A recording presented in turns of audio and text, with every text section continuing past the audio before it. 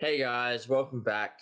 Today we've got the Buffalo Sabres 2022-23 season recap and 23-24 outlook. Basically, we'll touch on what they did last season and have a bit of a chat about what off-season moves they've made so far. Now that the draft is over and free agency has started.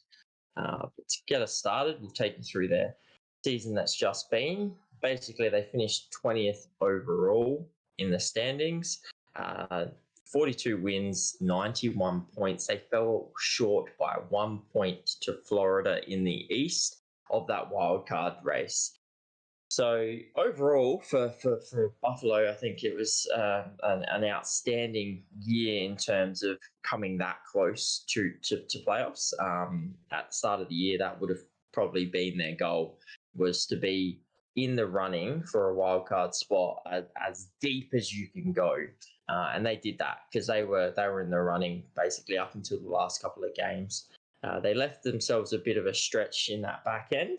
Obviously, going 7-2-1, they really pushed for it, but they just left a little bit too much to chase down and fell just short.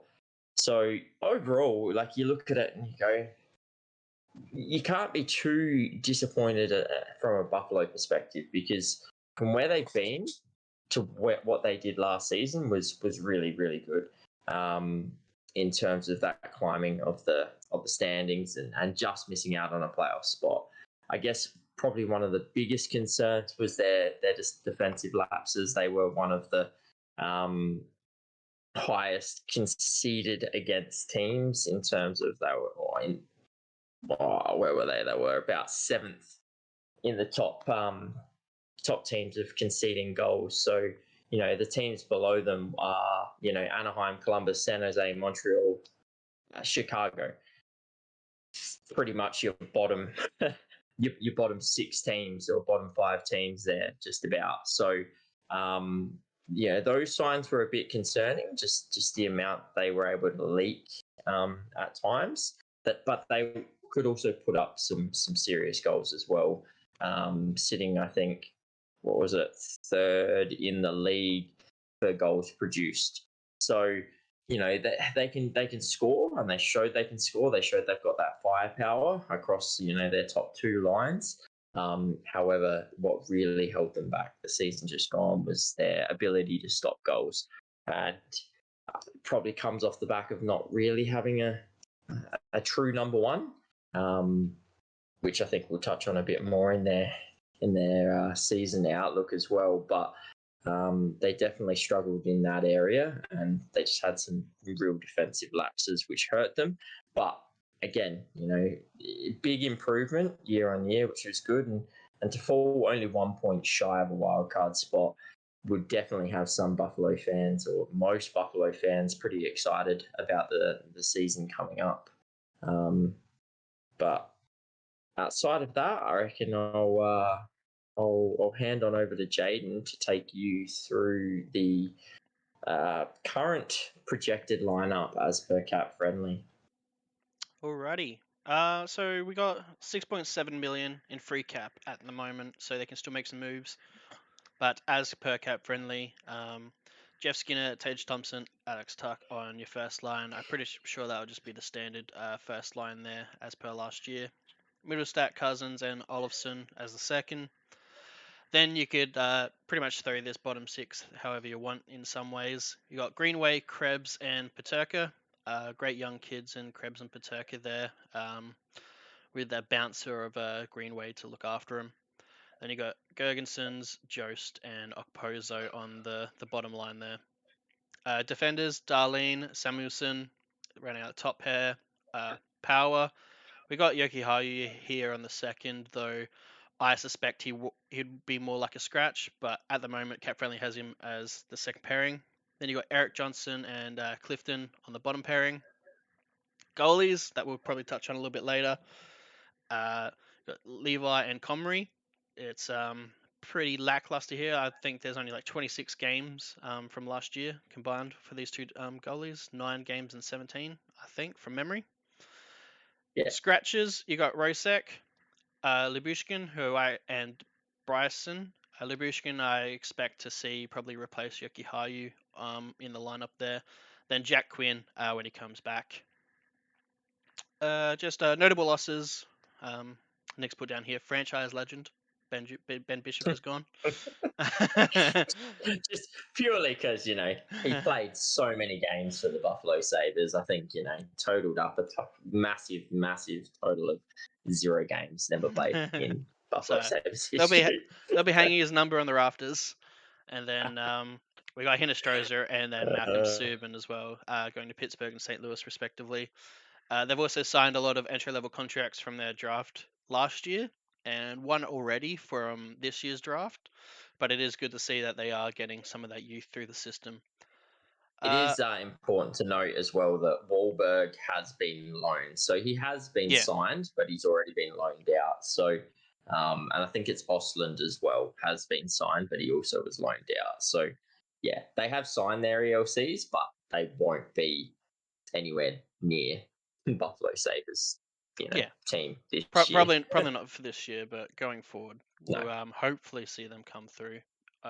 Because look, they are a pretty young team. It's like their center core. I think the oldest 25, just like 25, 22, 21, and some are like 25 again. Like they're very young, and that's probably another thing. Like you got Darlene Power, both RFAs this year. So and Krebs is RFA. They've got a lot of RFAs, young kids, which is really good to see. They're built through the draft and prospects that they've picked up from other drafts, trades.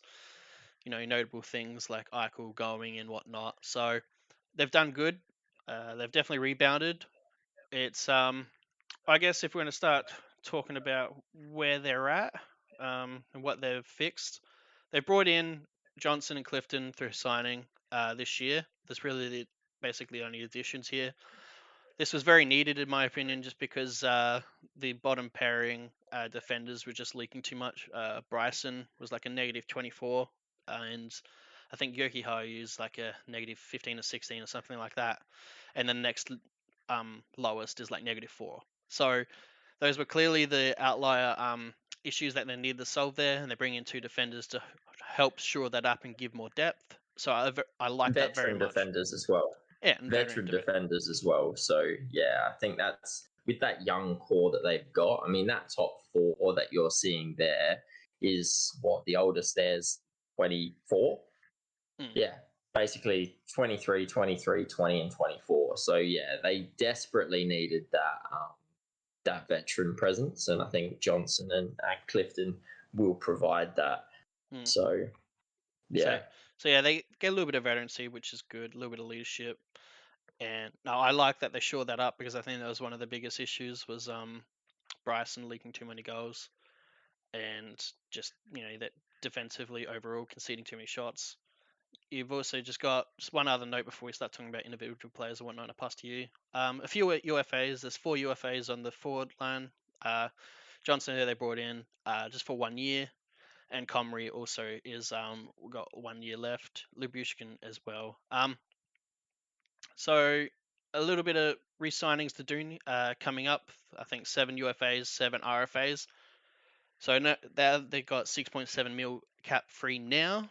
I would be interested to see how they're going to handle this going next year because they have to be kind of very careful, tiptoe around this cap situation, especially with Darlene Power, Krebs, all these people that are RFAs that are probably going to ask for a fair chunk of change.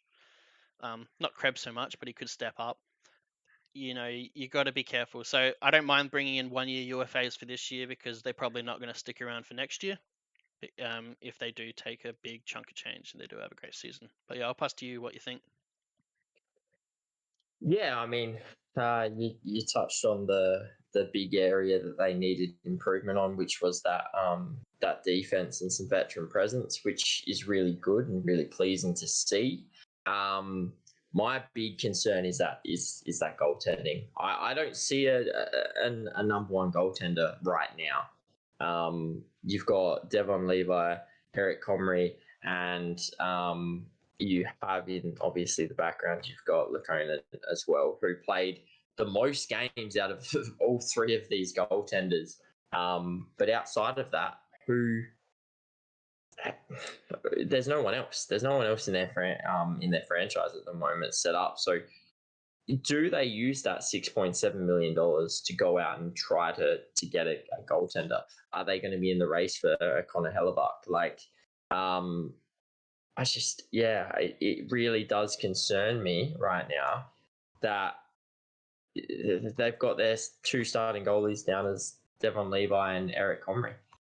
Now, could Levi play some really good hockey this season? Yeah, 100% he could. But do you really want to trust that? Like, when you were so close last season, you're 1 point off of a wild card spot. Are you really putting your faith in a goaltender that played 7 games last year and 21 years of age? Eric Comrie played 19 games last year. Terrible goals against average, not a great save percentage. I don't see an out and out number one goaltender. I barely see backup goaltenders at this point. Don't get me wrong, I think Levi is obviously their best option at this point. But it's a lot of pressure to put on a 21-year-old. So I really hope for their sake they go out and get a goaltender, because I think it would be terrible shame for this offense to put up the numbers that they did last year. The defense to improve because of the inclusions of Johnson and Clifton, but them to still fall short because the goaltending is just not there. And it doesn't matter that they've improved the defense. It doesn't matter that they can score because they're still leaking goals. So that's my biggest concern there for this Buffalo side. I'm unsure on that one. Yeah, no, it's a fair criticism. It's probably one of the, if not the weakest goaltending tandem in the league. I actually can't think of off the top of my head a weaker one. No. So we don't have him listed, but probably Lukonen probably steps up and does be the number one. Well, whatever 2A, whatever situation, unless he's not playing this year. I haven't seen any news on it personally. For why he's not rostered on, because he did play the most games, but like they also just like, if you look at their looking at some of their stats last year, like you said, they scored a lot of goals, like third best in the league.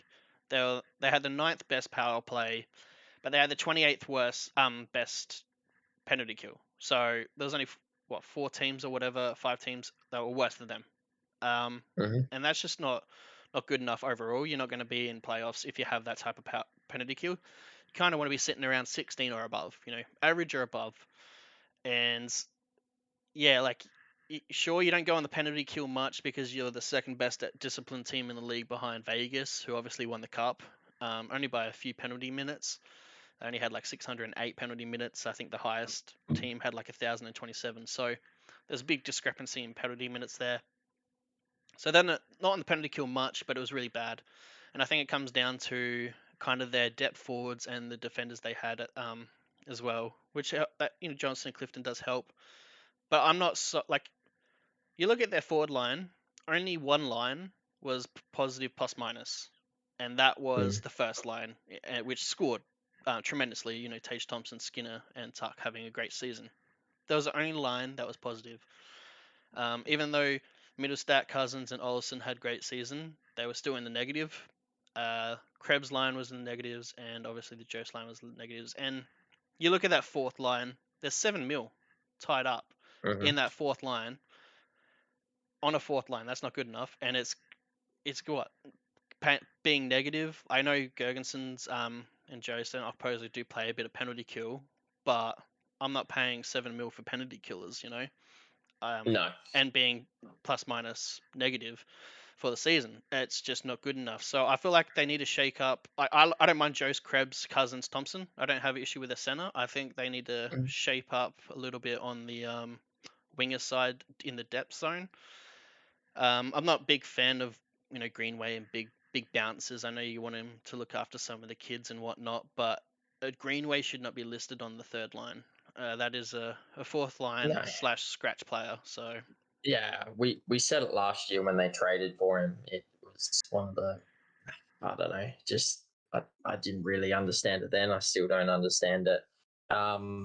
I have heard though that there's some real talks around Matthew Savoy coming through as a replacement for Jack Quinn on one of the wings. So yeah, I mean, look out because obviously if Jack Quinn was healthy, one of those bottom six wingers would be out of the side, and I can't imagine it would be um, Paterka. So yeah, I just sort of watch that a bit, and watch for that because yeah, there's some rumors going around that Savoy might just step into the Buffalo lineup, especially for the start of the season because Jack Quinn is out, but he is projected to come back around December, sort of January, New Year time. So um, he's not out all season. He will miss the first couple of months, but at least they'll get him back because that's a big addition. He had a pretty solid season last season, and I reckon he'll be looking to take that next step as well. But if Matthew Savoy can come through and sort of adds something special to that lineup and potentially that bottom six. Or perhaps he goes onto the top six and maybe moves the middle stat down or something like that. That could really just shake some things up for Buffalo in terms of that bottom six, as you said. Um, yeah, I'm just keen to see if anything comes of those rumors. Mm. The only not scary thing is it's just another young kid, so it's just more young. They Oh, get even younger, but so that that is the other that's what thing I with was that. gonna say. Is Yeah, I was gonna say when you mentioned their how they've grown through the draft with a lot of these young kids. I was like, yeah, the scary part is that they're still coming through. They're mm, still drafting well because like over the last 2 years, they've still had 4 first round draft picks, mm, and even then they had 4 first round draft picks, 3 second round draft picks. Like in the last 2 seasons, they've had an abundance of first and second round picks. So yeah, it's like cool. You've got some really great young lads coming through the program, but you've got even more yeah, that are still working their way up and and that have just been drafted. they did take a goaltender pretty high last year, and Tobias Lenonen. My God, Lenonen. Yeah. They took him pretty high as well, so hopefully he can be the goalie. But we all know that goalies take a few years to develop, so Mm. that's probably a few years away, depending on how he develops, if at all. Um, I guess just other thing in regards to how they were performing last year.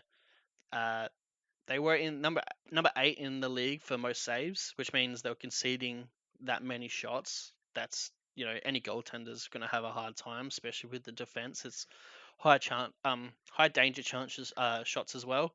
So they need to reduce shots on goal. Sure, they bring in the defenders, but I feel like it's a lot on the forward line as well.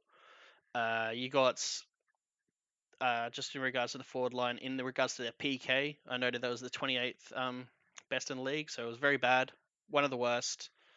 Their best uh, PKer in regards to shot attempts against per 60 minutes, so reducing the amount of shots on goal on the PK, was Tage Thompson of all players, and he was number 96 in the league. And to put that in perspective, all of New Jersey players in the PK were above that.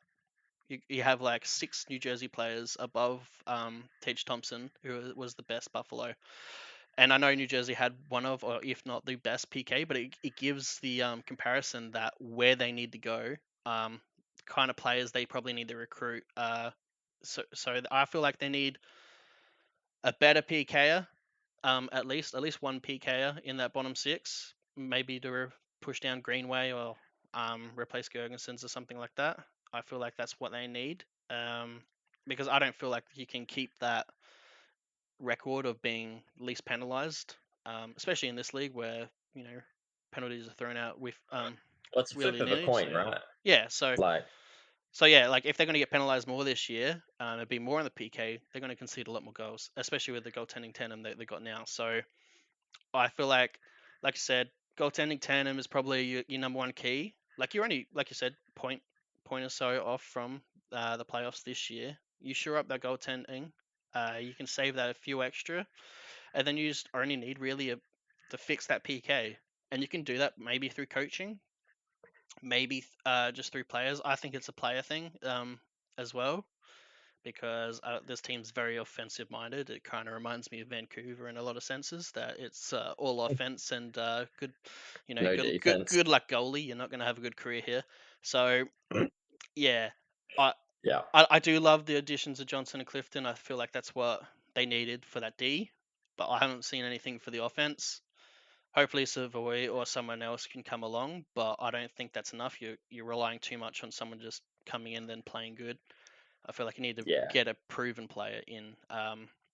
And like 7 million on your fourth line's too much. I'd be looking at moving the Gergensons. I know he's pretty much like your one of your better PKers, but like preferably I'd move up Pozo, but I know he's your captain and whatnot. He's But that captain, you know. Yeah, well, I'm not. I wouldn't say you're yeah. not because captains have been traded, but um, True.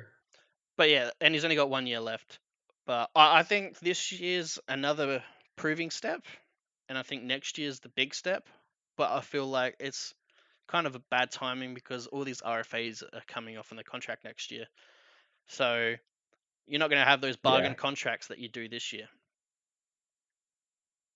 Well, yeah. I mean, you're gonna have to Rasmus Darlene's already. He's already on 6 mil, and the production he put up last season was just, it was fantastic. He put up 73 points in 78 games. He was one of the better defensemen in the league. Um, he's already on 6 mil. There's no reason to think he's not going to get close to that 10 million. I hope he's not going to be one of. I'd say over 10 mil. Yeah, but that's what I don't want to see that from him because I get it. Hey, you're fantastic. You're really stepping up, but don't be that guy that takes 11, $12 million of the cap because Yeah, you think you can. I get it. It's just Um, the cap moving up and the fact he's a defender doing that, but he's also not a bad defender. He's not an Eric Carlson. He's no. Oh, like look, that's don't the get me thing. You can wrong. point I'm these happy. point per game defender and be decent as a defender. Like to me, he's one of the few players that I, are worth that. yeah, I'd be happy for him to take 10 million, but I'm just every step above that. I just think it gets tighter and tighter. You've got Owen Power coming through as well, so it's going to be interesting to see what happens there. Does he step into that $6 million bridge deal like Rasmus Darling did? Because in a few years' time, they could have two defenders on 10 million plus contracts. But yeah, look, I mean, they're still quite young. They've got a lot of cap that they can clear. They've already got 6.7 in the bank. They're going to obviously free up Labushkin. You've got Olofsson coming off, Okaposu, Jost, and Gergensen sort of coming off as well. So they do free up some of that cap space, and perhaps next season we'll see a few more of those draft picks come through so that they'll be on those entry level contracts. So rather than the $7 million fourth line, we might see a $2.7 million fourth line full of young lads. So yeah, I'm interested to see how they go this season because that East is not getting any easier. That Atlantic is not getting any easier in a sense that, yes, Boston and Tampa will probably fall off. How much is the question? But Mm. also, whilst they're falling off, you've got Detroit and Ottawa who are also stepping up. So at the present time, I see 7 teams competing for the playoff spots in the Atlantic, and it's like so you got 7 teams competing for those 3 spots. Then you've got the 2 wildcard spots, but you've also got a good probably 5 or 6 teams in the Metro competing for those Mm. spots. So it's not going to be an easy feat at all. And I don't think Buffalo missing the playoffs is going to be a disappointing season because they could still play and perform really, really well, but miss the playoffs. What I'd be looking for from Buffalo, it'd be great if they can make a wild card spot. I'm not saying that they won't. I could definitely see it. I think they've got the potential to do it. The goaltending is where my big question mark lies, but I think they've got the potential. is I just want to see the continuing improvement from their young lads. So like Krebs, Paterka, Tage Thompson, Dylan Cousins, continuing to take those steps. Darlin, Power, can we see them sort of go to a next level? I mean, Darlin, he was phenomenal last season, but does he have more in him? Savoy, does he come back? How does Jack Quinn come back when he returns? Some stage in probably January.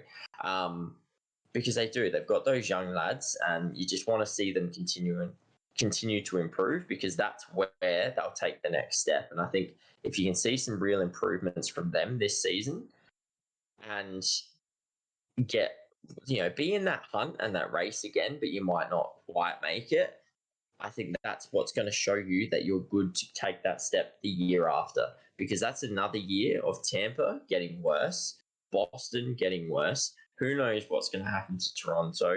Florida's questionable. Those sort of teams start to age. In the Metro, you've got the same thing. Washington, all of a sudden gone. Islanders going to struggle. Pens might still be around the mark, but they're getting older. So those sort of wildcard spots in the top three spots in the Atlantic become a lot more, attainable. So yeah, I think maybe don't hold out too much hope in making a playoff spot guaranteed. I would still want to sort of push for that playoff spot if you're a Buffalo fan, but don't be disappointed if they don't get there, as long as they still perform well and you see that continuous improvement. That's what I'd be looking for as a Buffalo fan this Yeah. year. If you can make playoffs, brilliant. That's amazing. That's awesome. But if you don't, as long as you're seeing that improvement from your core, I think that's where it lies. Because I think it's not quite this year, but Yeah, next year I and the can years agree to and come. disagree with that though, because like it's been so long. Oh, It's like the Vancouver yeah, situation, New Jersey's old situation. Like it's just so long that it's at a point where it's like, nah, come on, hurry up and do it, and put up yeah. a winning roster. Do a Vegas and just go out, get the players, and go for it. Oh, I I don't. mean, that's a different situation. You can say it's a different situation, but they actually went for it. A lot of these teams don't go for it. Mm, We're going to build for it, and then it's always building for it and never built for it. And yeah. Boston built for it, and sure they burnt out in the playoffs, but it was the greatest regular season of all time. And I just don't see other teams doing it. And obviously, it's because some people go contract friendly and whatnot with their signings for the Mm, team, but you if they go too long, this like Jeff Skinner contract's going to bite you on the butt because the man's not getting younger. He's been producing great for the last 2 seasons, but prior to that, he did produce pretty poorly. So it's are we going to keep seeing him producing the way he is? Sure, he's got Thompson and Tuck on the line mates there, but if someone does replace him, how is he going to produce on a second line or a third line if he starts declining? So mm. you got those contracts to look out for that these older people will decline. Sure, they don't have many, but you have to take that into consideration. I don't think they're short Oh, um of doing it. Like I just get a goalie this year, 1 year deal.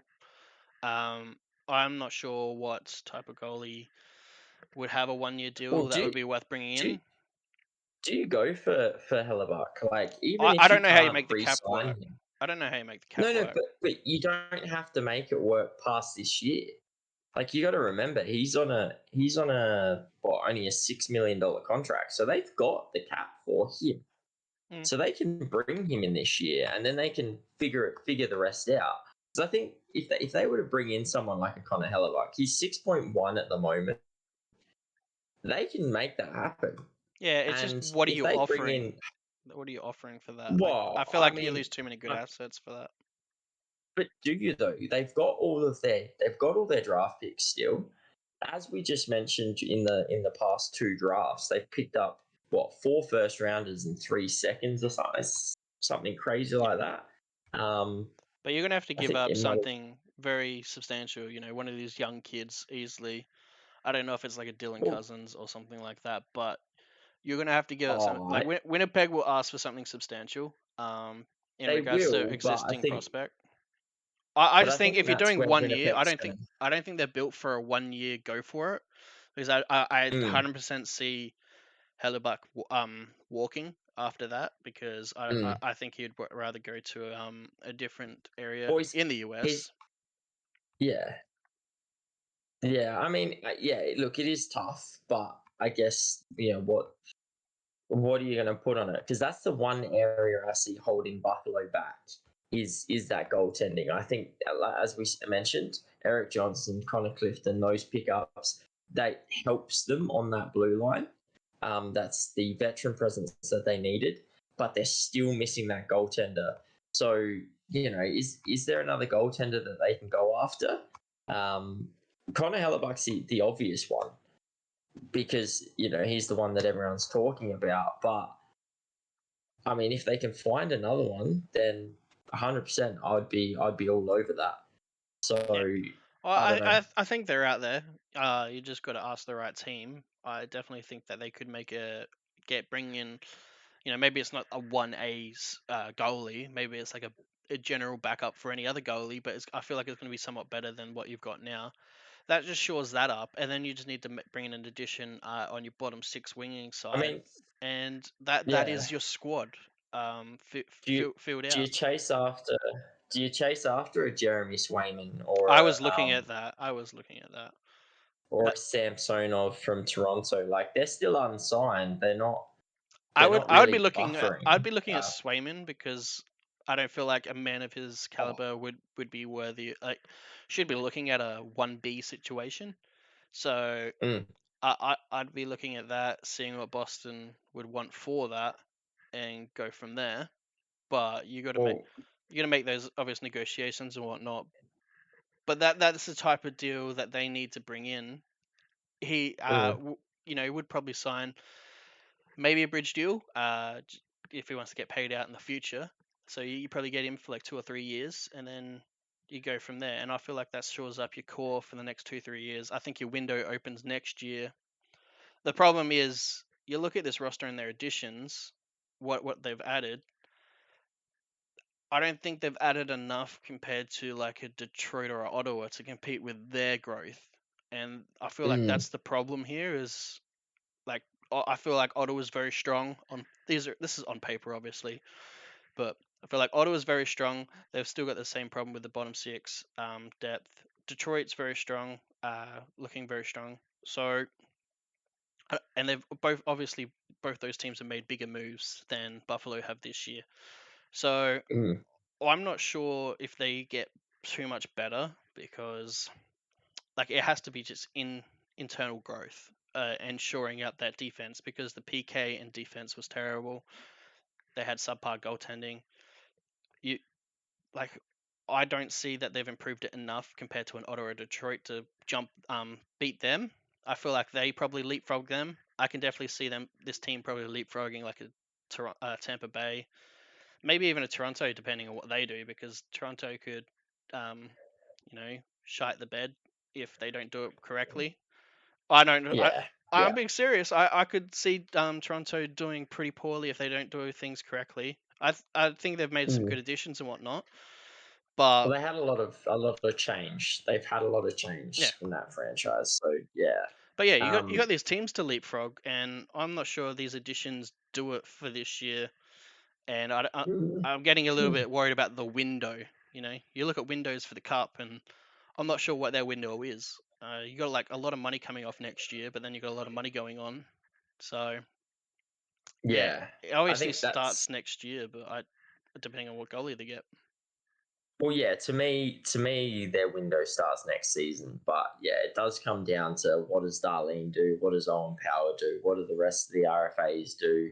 How do the other prospects that are down below come through? Because that's the big part. Like you can clear 7 million off of your or 4 million off of your fourth line if you have enough draft prospects coming through. So like it's going to be an interesting thing. I can definitely see them entering a window next season. But look, the Eric Johnson pickup, he will help them on the PK, and I think his veteran presence could be what they need. I agree with you in the sense that, yeah, Detroit have probably made stronger um, off-season moves, but at the same time, Buffalo have made the moves that they needed to. Right, they needed that veteran presence on the blue line. They've done that. The only other one that I can really see is that goaltending, and then obviously maybe if they've got a Matthew Savoy coming through into their lineup, that helps their bottom six. So I don't think they needed to do as much movement as what a Detroit did, because you got to remember Detroit Oh yeah, sold the farm last year, basically a deadline to move on all the UFAs. So and notable losses. They lost Hinostroza and Subban, so they didn't really lose anyone. So I don't think they needed to do many no, changes to this lineup. So the changes that they've made make sense to me. Um, they need to do something about the goalie situation. That's the big one, and then and then it literally just falls on the players from there. I think they've got the players and they've got the caliber to do it. It's just, can they do it? It looks okay on paper, mm. but hockey games aren't won on paper; they're won on the ice. So yeah, Yeah. only time will tell. Well, that's the other But thing. You're probably looking at maybe coaching changes. In regards to head coaching, PK changes, head coaches and whatnot, special team coaching changes. If it's not working out, because it is mm, like a Vancouver style where it's just all offense, play your style, but then no accountability in defense. And we can tell that teams that aren't good on paper that play a team game do very well. I'm thinking of like mhm. Arizona that had basically nobody on paper, and they did pretty well, beat everyone's expectations, uh, Considering, yeah, considering the roster they had. So, look, I feel like you probably have to look at a coaching situation if it doesn't work out. But like I said, my big issue is you got 7 million on the fourth line. Those fourth liners play PK, and PK was your biggest issue. So I don't know. I feel like you need to change something up there. I don't know who the problem is because I didn't watch their PK close enough to notice. But you gotta take notice of that. You can't have Greenway on the third line. Like, I'm sorry, it's just your third line's got to produce something, and Greenway yeah, won't produce. So he's a fourth liner, and sure he won't be lined up with Krebs and Paterka, but so what? Um, mm, like I'm thinking of Montreal's first line. They didn't need some bouncer to look after their little guys. So yeah, but yeah, yeah, exactly. that's it for me there. No, I think you've pretty much summed it up. We've touched on everything we need to touch on. Uh, it's this Atlantic division is going to be an absolute nightmare this season. So it's hard to pick. But the It, good thing for Buffalo is they've got a lot of talent there. So it yeah. they've just got to make it happen. They've got to make it happen. A lot of it's going to come down to that coaching style and the changes that they can make. But the season's on from here. It's a lot of it's gonna sit on the GM's shoulders on what they can do contract wise to keep this team under the cap and out of cap trouble. Um, Yeah. so yeah, If you have a look at anybody in the Atlantic and go, who's your dark horse? I'd put it on Buffalo. I think this is the mm, team that probably will go underrated this season, and will probably surprise most just because of the potential they have. And if they did shore up that goaltending, I feel like it is really the dark horse that mm, could knock down a Tampa, Boston, Toronto, whoever, Florida, whoever's lacking just that little bit, and you edge in that wild card or even top three. But yeah, this is my dark horse in regards to the Atlantic because they got the potential. Uh, it's just really about that internal growth. So yeah, mm. Look, I'm a big Ottawa fan. I'm quite hot on Ottawa at the moment, but I truly believe that we will see either Ottawa, Detroit, or Buffalo in the playoffs this season. That Uh, is one of the calls that I'll make. We well, will see one well, of you've them. almost had like a 50% chance there. You just need to call one more team, and you got a 50% chance. Great! No, Oh, but look like at me, guys! I called it. I'm talking the three uh, teams that are around the mark that there's still questions about because Toronto, Boston, Tampa, and Florida. They're everybody's like pretty much locks. yeah. But I truly do think one of those will fall out and it will be replaced by a Buffalo, Ottawa, or Detroit because Mm, um, I just feel like one of these teams is going to click for this year, and yeah, they might even make a top three. I think I said it both with Detroit and Ottawa. The potential of these three teams making the top three in the Atlantic is there.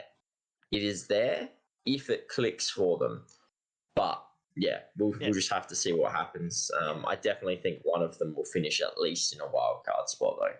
Yeah.